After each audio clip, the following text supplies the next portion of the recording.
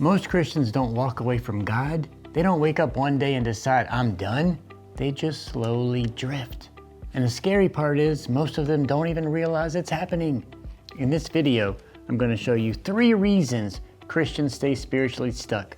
The third one is the most overlooked because most people don't even recognize it's affecting them. So if you're frustrated because you keep falling into the same sins, feel distant from God, or feel like you're not growing spiritually, this video might explain why.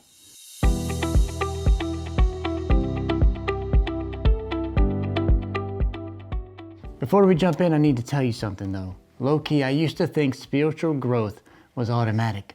I thought if I got my life together, cleaned myself up, went to church, and listened to enough sermons, I would naturally become the man God wanted me to be. But that's not what happened. That wasn't the story. God rescued me from a life of addiction. He saved me and transformed me. He radically changed my life. But even after entering full-time ministry, there were still areas of my life that weren't fully surrendered. I still battled approval. I still struggled with selfish desires. I still wrestled with temptation. And eventually I realized something. You can be active in church while remaining stagnant spiritually. You can be around God, but not actually pursuing God. And that leads me to reason number 1. You aren't obeying what you already know. Gosh, one of the biggest lies Christians believe is if I just learn more, I'll finally change. But spiritual growth doesn't happen through information alone. It happens through obedience. Most believers already know more than they're living. You know you should pray. You know you should forgive. You know you should be in the scriptures reading your Bible. You know you should stop compromising. The issue usually isn't a lack of knowledge. It's a lack of obedience. I mean, James said, be doers of the word, not hearers only. Many Christians are waiting for a new revelation while ignoring the last instruction God gave them. But even if you start obeying, there's a second problem that keeps many believers trapped for years. Reason number 2, you keep fighting alone. One of the enemy's favorite strategies is isolation. He wants your struggles hidden. He wants your battle secret. He wants you fighting alone. Because what stays hidden often stays strong. Many Christians have church attendance, but no accountability. They have followers, but no real friends. They have people who know their name, but nobody knows their struggles. God never intended for believers to grow alone. We need community. We need accountability. I mean, think about the early church in Acts. It says they devoted themselves to the apostles' teachings and to fellowship and to breaking of bread and prayer. We need people who can encourage us, challenge us, and call us higher. Some of you don't need another sermon.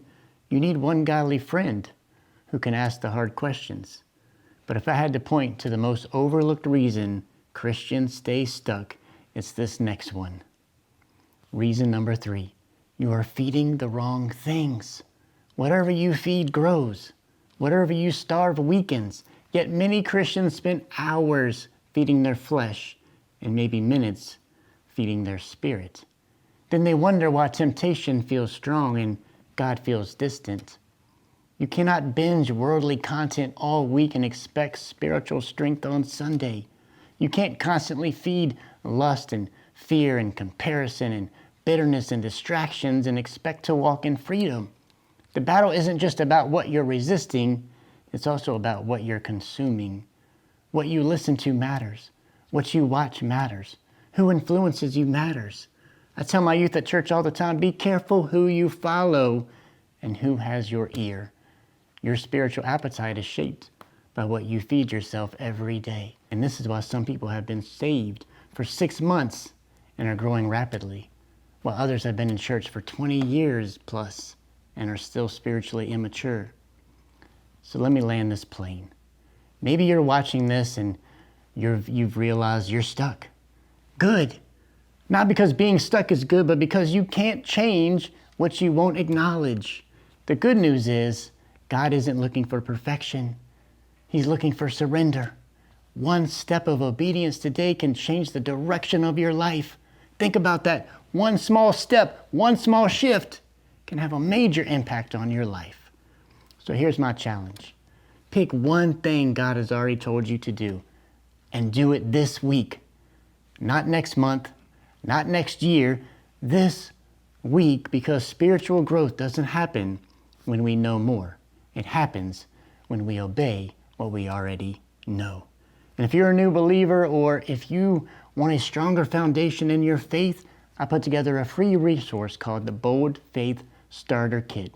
Inside you'll learn how to read your Bible, build a prayer life, fight temptation, and keep growing spiritually, and it's completely free. Just click the link below and download it today.